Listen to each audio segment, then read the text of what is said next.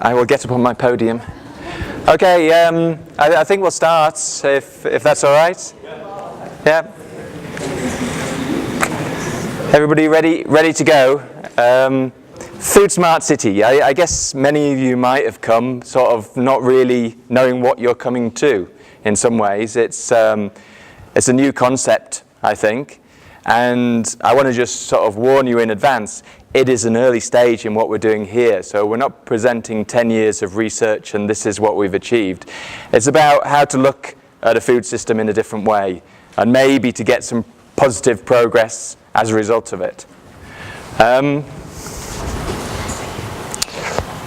So I mean, we'll have a look at, why bother with it? Is it another development jargon? It's like one of those buzzwords that will eventually go away again and we'll get back to normal practice? Or is it something, yeah, I know. Well, you're quite right to challenge, and I'm not going to give you a definite answer yet, but I'll tell you what it's about and you can see what you think we can do with it. So why bother? And then with Rikolto, who I work for, I'm the regional director for East Africa, so I cover Tanzania and Uganda. We have clusters, international clusters, where we work on the same thing, but obviously in different contexts and different ways. So we have rice clusters, cocoa clusters. We have a Food Smart City cluster, so I'll explain that. Obviously, to demonstrate if something's worth doing, you start off with pilots, and that's what we're doing, and I'll tell you about that. And then it's about how do we generate learning exchange and policy development in those contexts, in those cities. And then really, at the end of it, as you're listening to me, I really would appreciate if anybody comes forward at the end and sort of says, actually, we could contribute in this area. We could collaborate, and it is interesting. So that's what I'm really looking for. So you know this, I'm sure. You've read all the reports and news articles and things like that, but why bother with a Food Smart City approach? Well, we know that demand for food is going to increase, particularly in Africa. I mean, the projections for demand for food, it's supposed to be something like 183% growth over the next 30 years. And that's far outstrips all the growth elsewhere in other continents. And that's your population growth really kicking in. The world is urbanizing. 70% of people are expected to live in urban areas by 2050. And you see that actually the rural population, the projections are decreasing. So you've got urban going up, so you've got fewer farmers serving more demanding urban consumers. I guess in order to recognize that fact and seeing these trends, in 2015, there was a real focus on food security and the future of food security and the growing power of cities to influence policy. So in Milan, there was this Milan Urban Food Policy Pact, which was signed by 100 cities. So you've got a real diversity across developed, if you want to call it developed countries, and the developing world. So you've got everything from a Belgium city or a South American mega city to something like Arusha, who also signed, not at that time, but later on, they signed as well. And that's why we're interested. Okay, you signed, so what now? So let's see what we can do. At the same time, United Nations Environmental Programme and FAO jointly launched this Sustainable Food Systems Programme in 2015. They see it as at least a 10-year programme. It will go on longer. And I think that's a real focus for a lot of development agencies now. They're not focused on value chain development necessarily. They are more focused on market system development, and they're really interested in what sustainable food systems look like in the future. We also changed. We're a smaller part of that component. Rikolto is an international NGO based in Belgium. And we also changed with that shift. We said we're not just going to focus on farmers, we will focus on the chain, the whole market system, and we will be looking at what's the future of food and how do we contribute to that. So we won't work on non-food crops, non-food value chains. This is the Institute for Tropical Agriculture, their definition of sustainable food systems. I won't go through it. You know a lot of those words, I think, associated with sustainable food systems. But just so you know, that's how we frame our intervention. And again, I'm not going to go through this. You can peruse it at your leisure when you get the PowerPoint. But this is, again, the Institute of Tropical Agriculture and how they look at it. And it's looking at all the drivers at the top that influence all the stages from pre-production to consumption. So we're looking at all of that. We're not intervening in all of that, but we're looking at all of that. So this is our cluster. This is Rikolto's work so far on food smart cities. Very early stages, as I say, but we're in all these continents and cities. So perhaps in 2 years, 3 years' time, we really will be generating evidence of what can happen. How can a city's policies be influenced to affect the food system in a beneficial way for everybody, the win-win-win sort of scenario, which we sometimes struggle to find.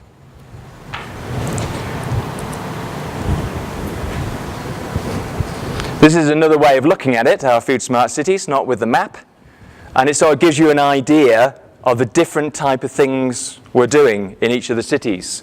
So if you look across here on Arusha, and maybe Dakar coming in, so West Africa might be joining, is we're looking at food safety particularly. So we've already done a lot of work on food safety in maize, rice, beans, and fruit and veg, horticulture.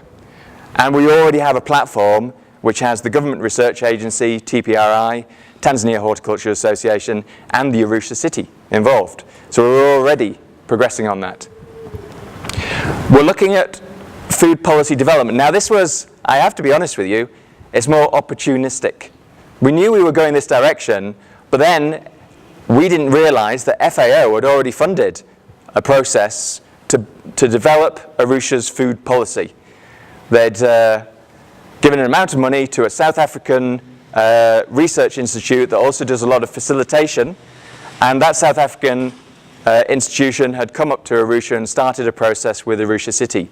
They were looking for local partners in which to collaborate on this, and that's what we did. So we said, let's join, let's see where this goes. We know our focus is on these crop sectors. We know we want to work on safe food. Let's see how this fits in. So we're not experts in this. We're on the journey.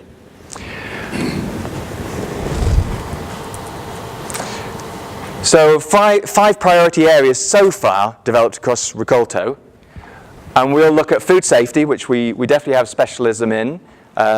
Here in Arusha, but also in other places like Vietnam, where the PGS, Participatory Guarantee System, has been successfully piloted and is being scaled up.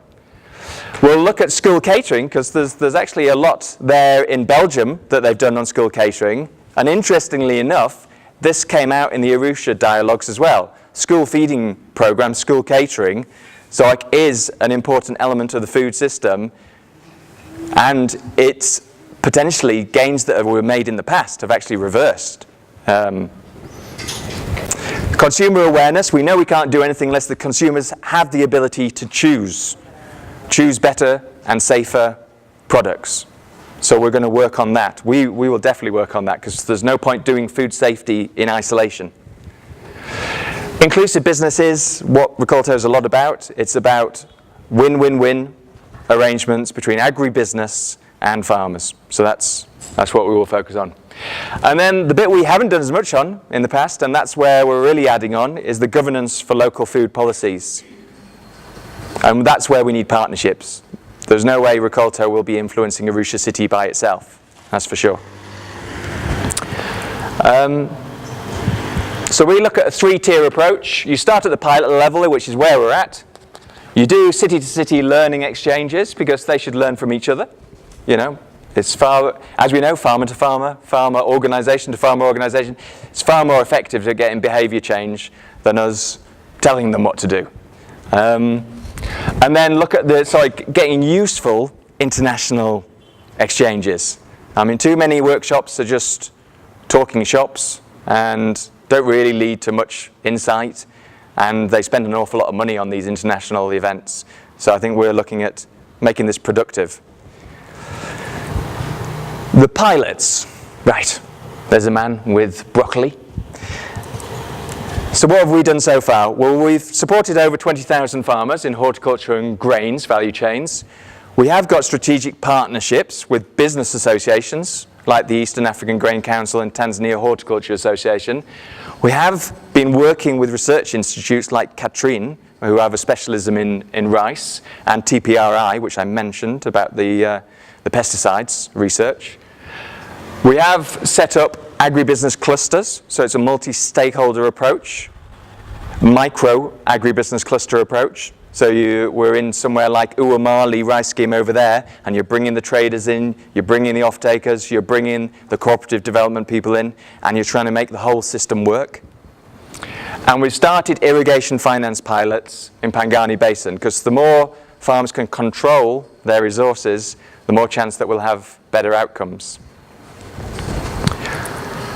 The Arusha Safe platform I've already mentioned, it brings together all of these people. So it is truly multi-stakeholder.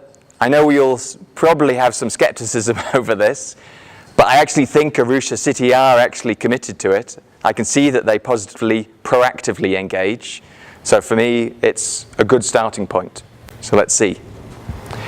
In terms of how they see their role in this, they're the lead. So they should be leading this process. So that's what we need to see, energy from them. They convene, they bring people together. And then they work to look at the food safety risks. We provide support for them to assess that and try out different things. And hopefully other people will do exactly the same. And that's where we're at.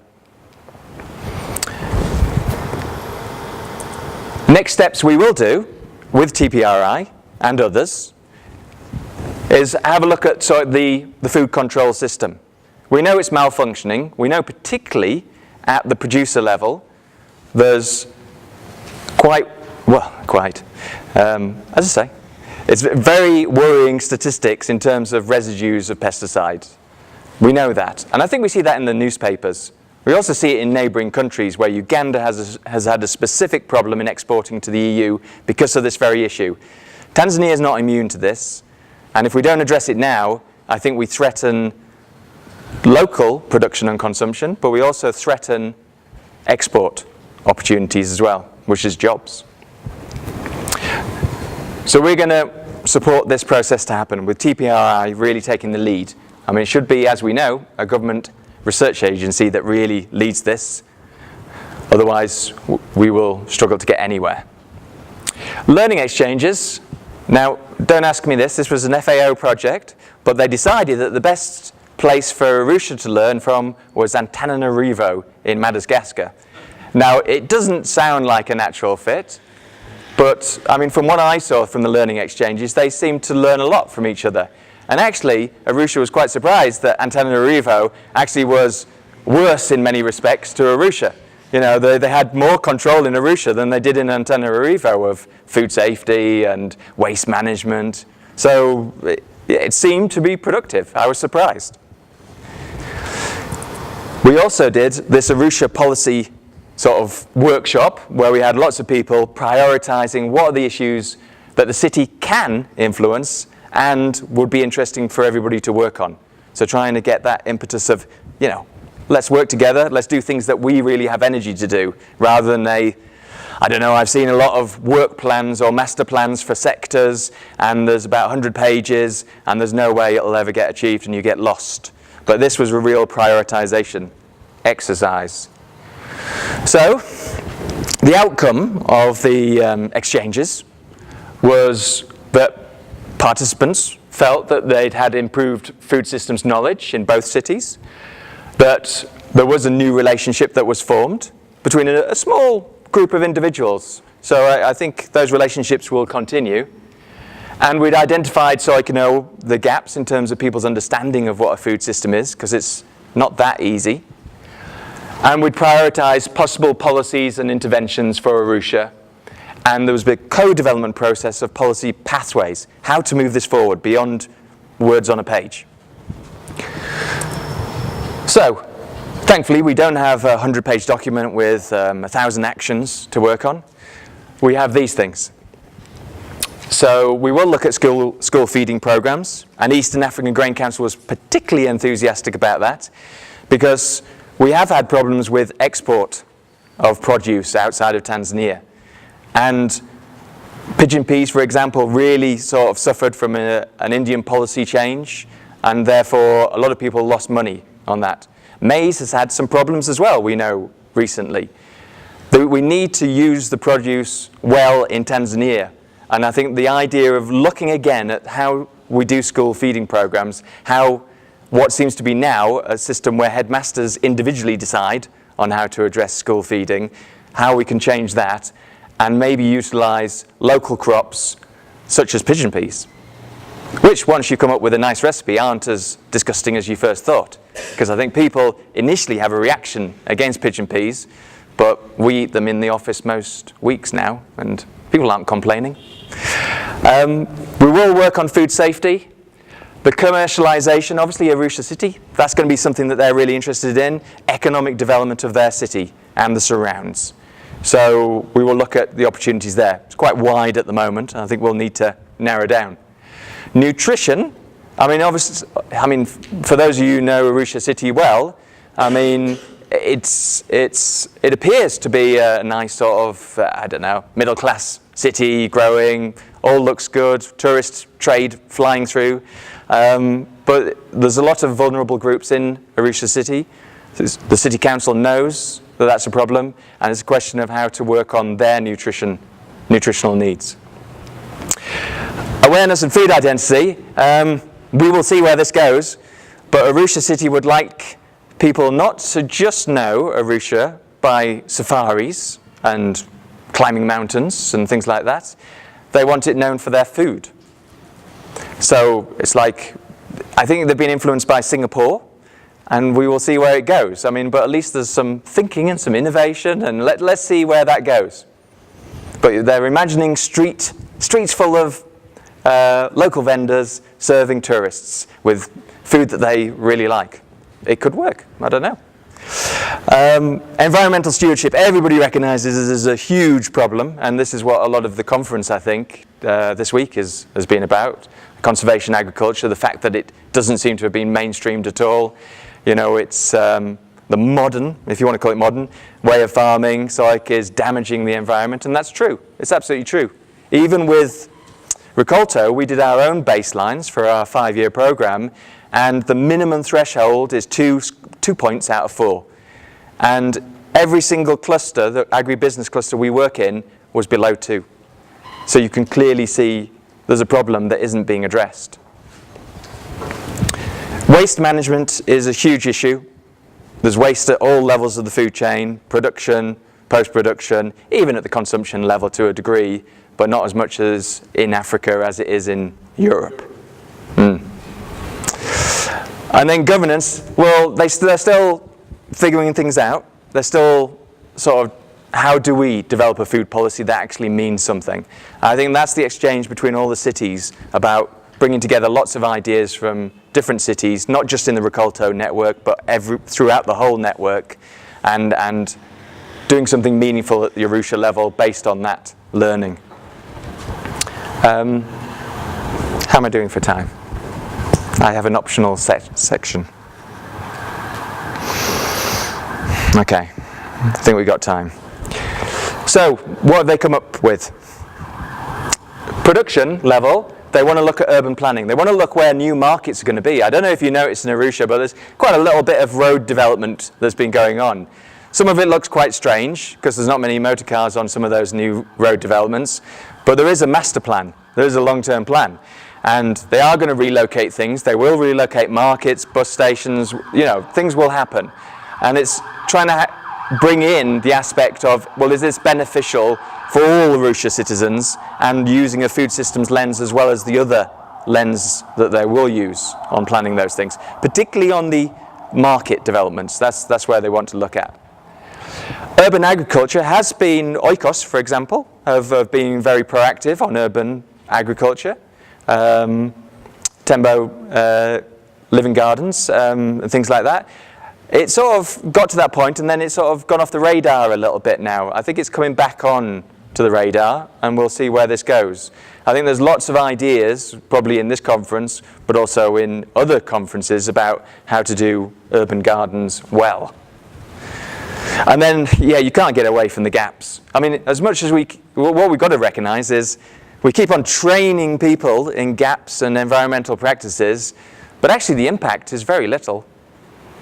In fact, I think, yeah, maybe we've got some good success stories, but if you look at all the farmers out there and how many of them are really practicing gaps after all the training that's been done, it's quite disappointing, I think, at the moment, and I think incentives is the problem.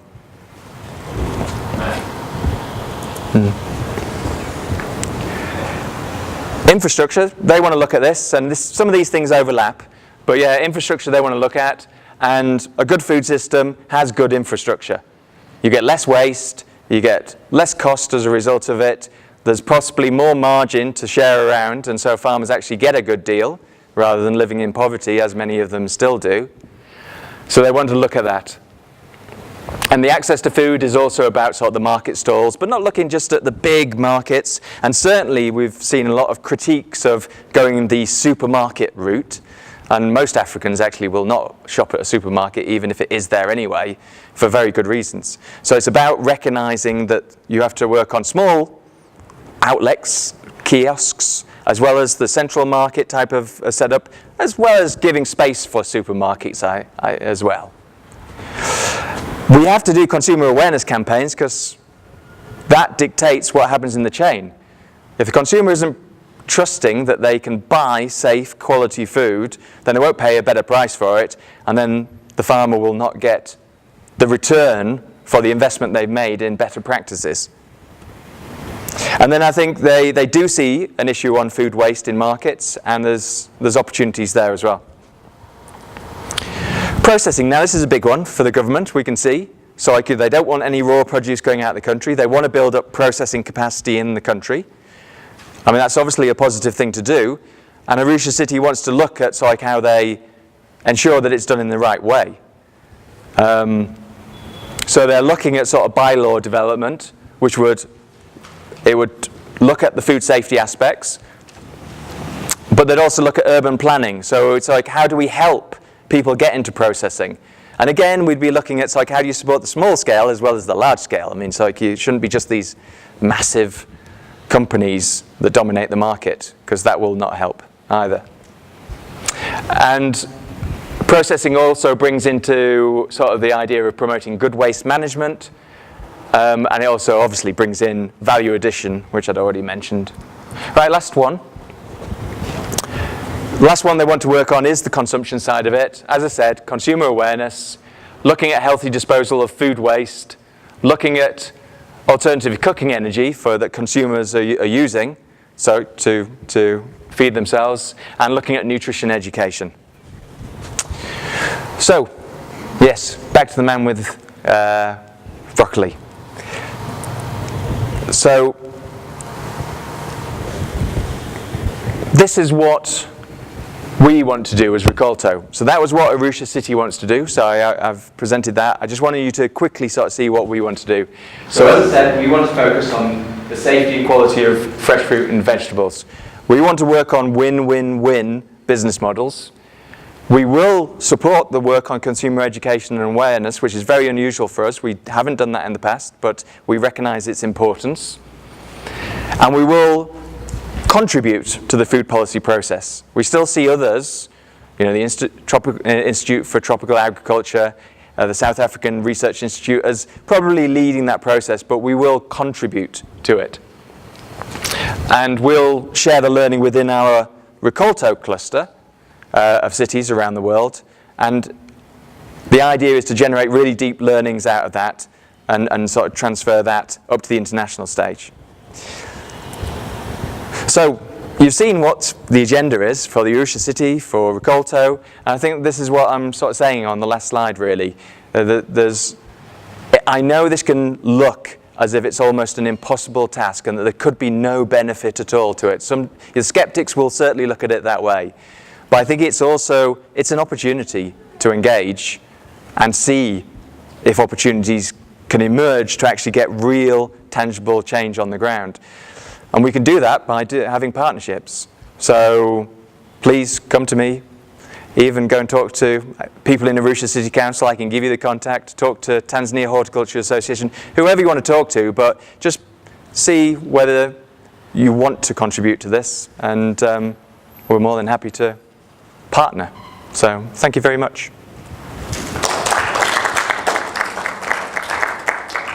Do we have any questions? Yes.